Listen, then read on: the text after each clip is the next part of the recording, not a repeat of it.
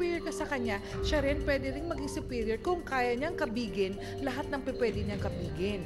Pag nagkaroon ng ganong problema, hindi mo ngayon marirealize bilang isang Becky na, ay, dapat noon ko pa alam na ganito dapat ang relasyon eh. Hindi dapat naisip ko na meron yung talagang, oo, magkakaroon naman ng relasyon na between Becky and lalaki. Pero alam mo kung kailan mo ibibigay yung dapat at yung limitasyon dun sa relasyon na yun. At yun nga ang mahirap. Nako, mga sausawero at sausawera, ito, hindi kayo mabubulagan dahil makikita namin ang inyong boto para sa ating botohan.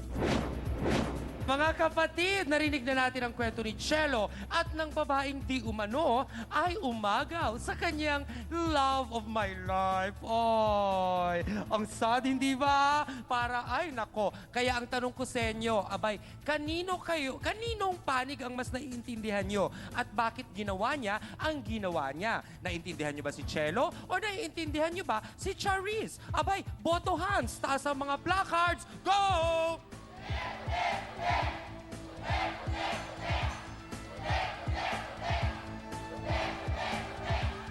Apat siyang! Medyo nakakalamang ang aking ating si Chelo. Pero may mga nakikita akong pula na parang sinasabi naman nila na, uy, natural lang naman. Para sa isang babae na pag nagkagusto sa lalaki, gagawa din ng paraan para mapalapit siya dito. Siguro natural talaga yon kung meron talagang gusto sa isang tao. Hindi ba, Chang?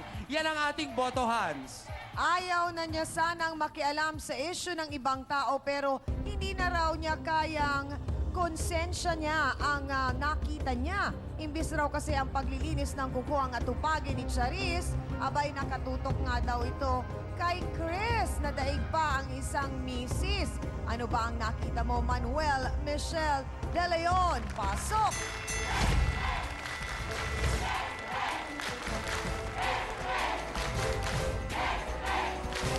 Diretsahang tanong, Michelle. Ano ba ang nakita mo nung araw na yun? Nagkukulong sila sa kwarto. Dalawa sila. Ano ginagawa niyo doon? Nagja-jack-and-toy kayong dalawa? Wala kayong konsensya. Ilan po na kayong dalawa, pinakain na kayo sa balad niya, lahat-lahat. Pag kami kailangan ka, lumalapit ka dito. Niloloko Alam ka ba siya. nila na nakita mo silang na pumasok sa loob ng kwarto?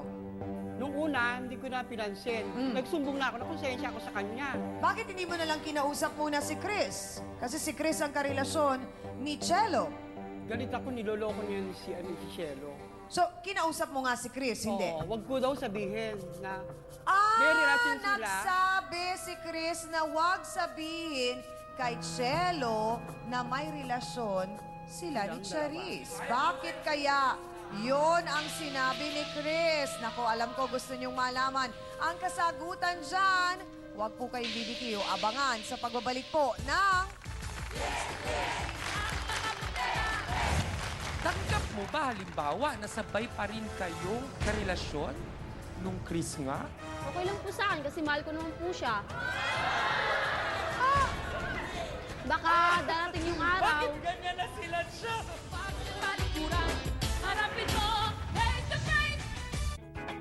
Face to Face is brought to you by Ever Bilena, Beauty in You. Finish or not finish? Sabi lang nasagot ko. Para siya'y mapangiti, Oh, Lucky Me ka muna. Ano sabi ng nanay? Try and try until you succeed. Finish or not? Lucky Me Instant Mommy. May gusto kong subukang fabric. Dita, 5 pesos lang ang downy. Mabango na and helps